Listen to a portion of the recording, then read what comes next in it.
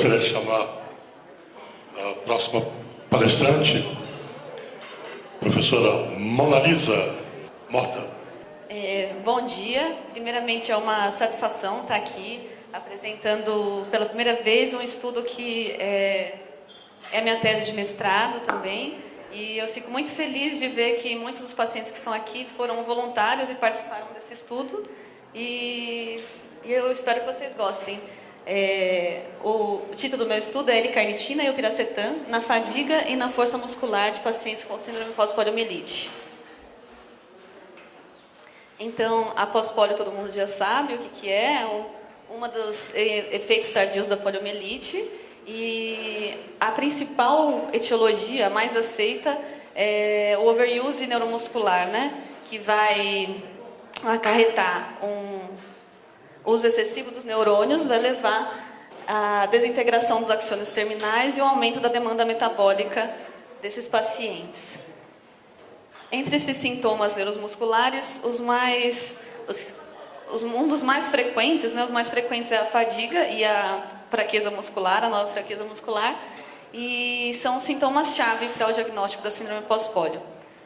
A fadiga, ela é bastante característica nessa população, sendo um dos sintomas mais prevalentes, que o pessoal relata ser um dos mais incapacitantes, mais debilitantes e que traz mais prejuízo funcional.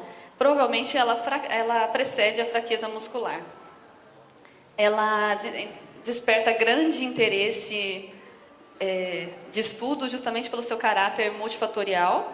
Ela pode se manifestar de forma periférica, que é a fadiga muscular, e a fadiga central, que vai ser a fadiga mental, vai ser relacionada às queixas de alteração de memória, de concentração, letargia, ou pode se manifestar também com as duas concomitantemente. Antigamente, acreditava-se que existia apenas a fadiga periférica, mas após de alguns anos, descobriu-se em alguns estudos que o vírus da poliomielite também afetou áreas centrais do cérebro, né? Então, o hipotálamo, o tálamo, núcleo caudado, putamen, globo pálido e formação reticular e substância negra. A nova fraqueza muscular é o sintoma que caracteriza a síndrome pós-polio, que caracteriza o diagnóstico da doença, e ela pode ou não estar associada à atrofia muscular. Ela se manifesta nos músculos previamente acometidos, assim como pode afetar os que não foram afetados previamente. Ela é tipicamente assimétrica, pode ser permanente ou transitória. E normalmente a permanente está relacionada com a fadigabilidade muscular. Ela costuma ser lentamente progressiva, mas às vezes se desenvolve de forma subaguda ou progride passo a passo. A própria fraqueza muscular, ela vai exigir que os pacientes com síndrome pós-polio desenvolvam suas atividades diárias com uma capacidade muscular máxima, né? Superiores à sua capacidade máxima. Isso por si só já vai levar a um decremento progressivo da capacidade de trabalho, gerando a fadiga muscular. Mediante a importância desses dois sintomas e da prevalência na população, foi-se realizado esse estudo com a ação dessas duas drogas. A L-carnitina, as duas apresentam efeitos no metabolismo energético já comprovados individualmente, e nós avaliamos a ação delas juntas, né, associadas. A L-carnitina, ela como o Dr. Márcio Fausto já falou, ela já é um suplemento, ele é endógeno do corpo. Ela vem, na sua maioria, de fonte dietética, da alimentação, principalmente de fonte animal. Ela é produzida, sintetizada no cérebro, fígado, rins, e desempenha papel obrigatório na oxidação mitocondrial de ácidos graxos para a produção de energia muscular, retardando assim diminuindo assim o uso do glicogênio muscular e retardando o desenvolvimento da fadiga. Então ela vai abordar mais essa parte do metabolismo energético muscular. O piracetam, ele vai se incorporar dentro da membrana celular, os fosfolípides de membrana, promovendo uma alteração estrutural promovendo um aumento da fluidez na membrana, atuando assim na membrana mitocondrial e nos vasos sanguíneos, promovendo o metabolismo, a melhora do metabolismo energético cerebral. Ok? Então, o objetivo dessa pesquisa foi verificar se os pacientes com síndrome pós-pólio apresentavam a modificação de sintomas da fadiga e da força muscular quando a carnitina associada ao piracetam era utilizada. E um objetivo mais específico foi verificar se pacientes com síndrome pós-pólio, se essa população também apresentavam a fadiga central. Foi um estudo clínico, randomizado, duplo cego, placebo controlado, com taxa de randomização de 2:1. 2 pacientes recebiam medicação ativa, enquanto um recebia medicação placebo. A nossa casuística era de 120 pacientes.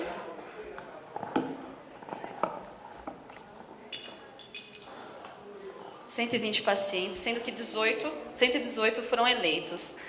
Concluíram o estudo 94 pacientes. Obrigada. Sendo que 64 faziam parte do grupo ativo e 30 do grupo experimental.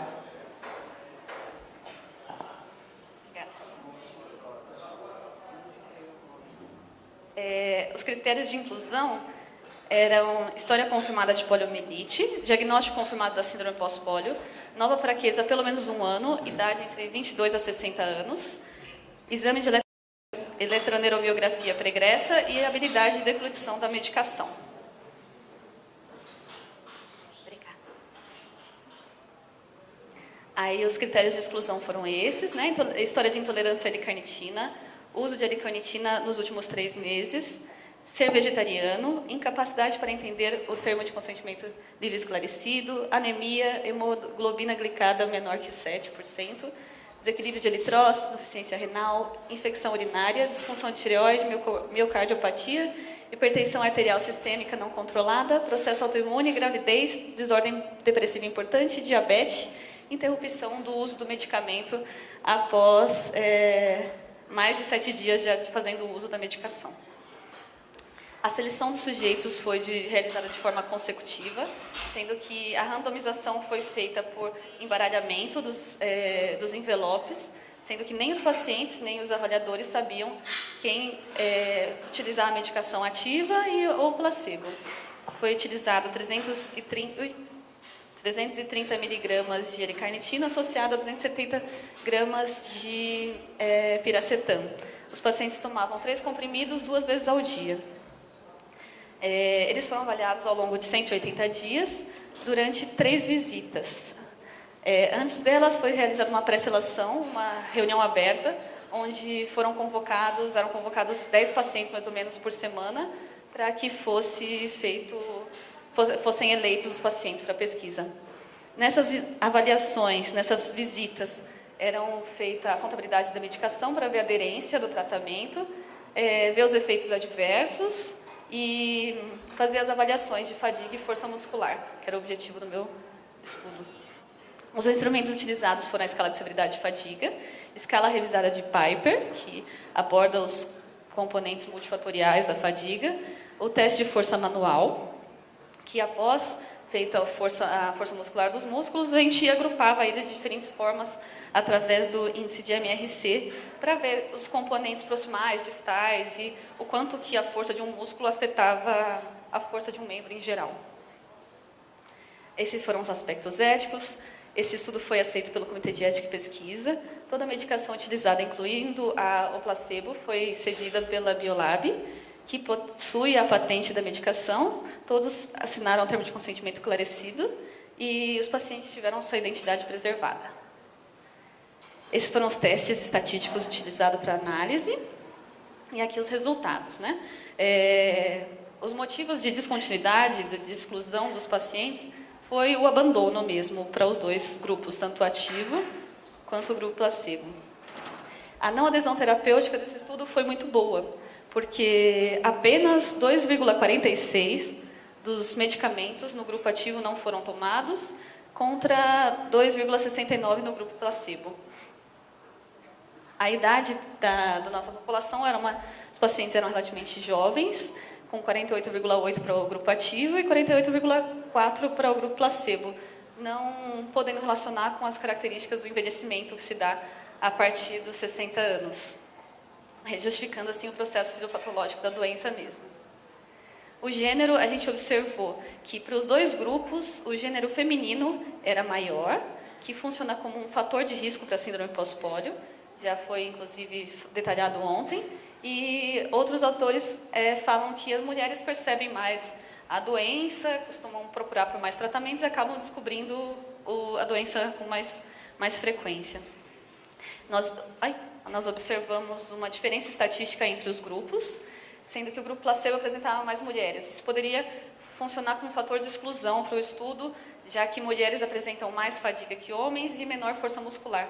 No entanto, isso não foi demonstrado nos outros instrumentos que a gente utilizou.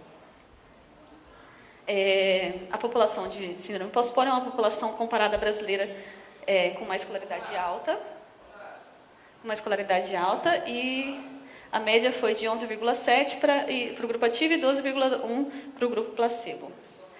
A maioria dos pacientes era natural de São Paulo e procedentes de São Paulo também. Isso se dá devido à localização do próprio ambulatório e mais opções de tratamento, né? Há uma migração dos pacientes dos outros estados ao longo da vida para poder se tratar aqui em São Paulo.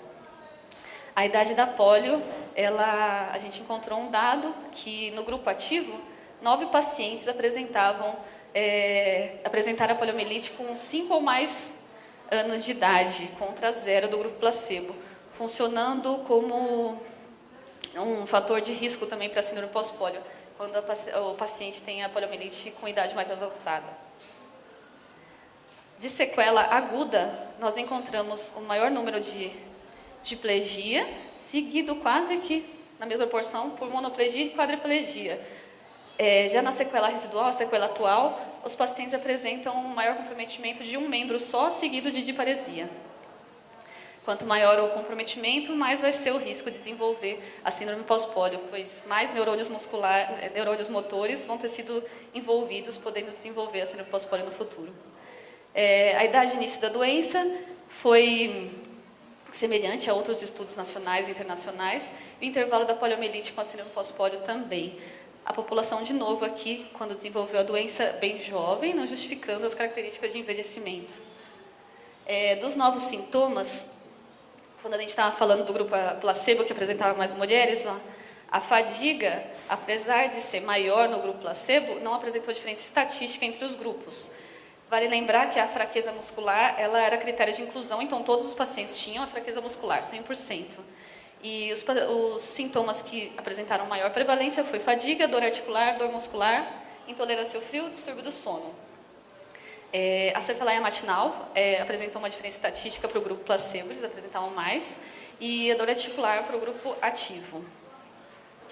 Quanto à avaliação da fadiga, na escala de severidade de fadiga, os medicamentos apresentaram uma melhora do sintoma, sendo que apenas o grupo ativo apresentou uma diferença estatística entre a visita 1 com a visita 2, e ao comparar as visitas também. V1, comparada com as outras 2 visitas, apresentou diferença estatística positiva. O grupo ativo iniciou o estudo com uma fadiga classificada como grave e terminou com uma fadiga moderada. E o placebo iniciou e completou o estudo com uma fadiga moderada. A diferença de gênero entre os grupos também não foi observada, nada significante. Quando classificando, a gente classificou e colocou em porcentagem a classificação da fadiga, né? Nós observamos que o grupo ativo apresentou uma diferença estatística para a fadiga grave, onde esse sintoma, essa classificação, diminui ao longo do estudo, né? Menos pacientes relatam essa intensidade de fadiga ao longo do estudo, apenas o grupo ativo também.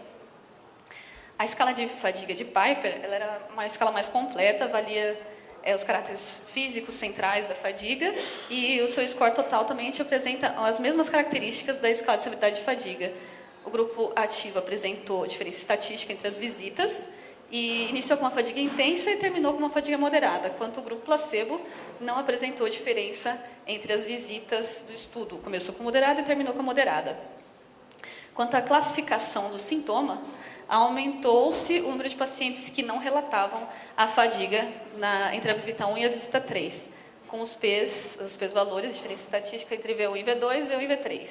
E para a intensa também aconteceu a mesma coisa, no entanto, diminuiu o número de pacientes que foram classificados com essa fadiga intensa. Todas as dimensões do instrumento, dimensão comportamental, que era mais relacionada à fadiga física, a psicológica, a sensorial psicológica, que era relacionada à fadiga central, diminuíram e mostrou que esses pacientes tinham tanto a fadiga física quanto a fadiga central. Tá? Aí aqui nós temos os P's, né? Só o grupo ativo apresentou diferença estatística entre as visitas, apenas o grupo que utilizava a medicação, e foi isso. Quanto à força muscular, o que nos deixou curiosos, né, a respeito foi que, apesar de ser uma doença degenerativa e progressiva, a gente encontrou melhora de força muscular nos pacientes. E essa melhora foi maior no grupo ativo. Né? Observando, um outro fato curioso foi que os músculos que apresentaram melhora da fraqueza muscular foram justamente os que foram mais acometidos na poliomielite, que são a oponência de polegar, tibial anterior, responsável pela dorsiflexão, né? Os músculos mais distais. E quanto às musculaturas que pioraram, nós observamos que o grupo placebo apresentou um maior número de musculaturas em relação ao grupo ativo, mostrando que a droga melhorou o rendimento energético muscular e impediu ou retardou a progressão da doença. Quanto ao índice de MRC, conforme a gente classificou, o grupo ativo apresentou melhora da força muscular nos membros inferiores e no membro inferior direito. Já o grupo placebo apresentou piora da força muscular no membro inferior direito.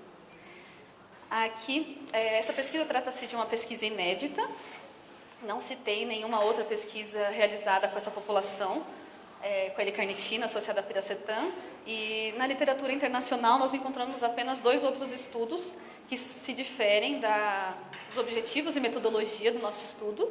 E eles encontraram, né, os 2 estudos encontraram que elas apresentam uma boa disponibilidade, as drogas juntas, e elas atuam em concentrações inferiores do que se tivessem sido utilizadas separadamente. Costa, em 2013, ainda encontrou que os medicamentos atuam no metabolismo mitocondrial, prevenindo e melhorando a disfunção mitocondrial. Aí, por que a gente relaciona toda essa melhora com a droga, né? Aí, a carnitina, como um componente endógeno, apresenta o seu principal reservatório no músculo, né? Na musculatura esquelética. E pacientes com síndrome pós-polio apresentam atrofia residual e atrofia progressiva, né? Tendo já uma alteração do metabolismo energético muscular. Sendo assim, a gente apresentou melhora da força muscular justamente nos grupos musculares mais acometidos na poliomielite, que provavelmente eram os que tinham menor estoque de carnitina, que é tão importante na geração de energia para o trabalho mecânico. Isso foi observado por um estudo em 2002, que, através de ressonância magnética, eles compararam os graus da sequela residual dos pacientes com poliomielite e os lipídios intramiocelulares. Eles encontraram que pacientes com sequela severa tinham ausência de lipídios intramiocelulares e redução ou ausência de carnitina, colina e creatinina. Além disso, os pacientes com síndrome pós-polio já é visto que apresentam uma desproporção de fibras musculares, sendo a fibra muscular do tipo 1 mais presente nessa população, e ela é responsável principalmente pelo metabolismo oxidativo, ela é composta por esse tipo de metabolismo. A L-carnitina, ela apresenta uma predileção nesse tipo de fibra muscular, levando uma hipertrofia e melhorando ainda mais as características dessa célula, dessa fibra. Outro ponto é que pacientes com síndrome pós-polio desempenham suas atividades diárias como se realizasse um exercício intenso, né? Que o exercício intenso irá promover uma redução da carnitina, que você já tem com deficiência, e vai levar a um acúmulo de lactato e piruvato, que são responsáveis pela fadiga muscular. A L-carnitina apresenta uma participação na remoção de ácido lático do sangue e dos músculos. E o piracetam, o que a gente pode falar que melhorou na parte musculoesquelética? Nós temos duas hipóteses, né? Uma é que, como ele atua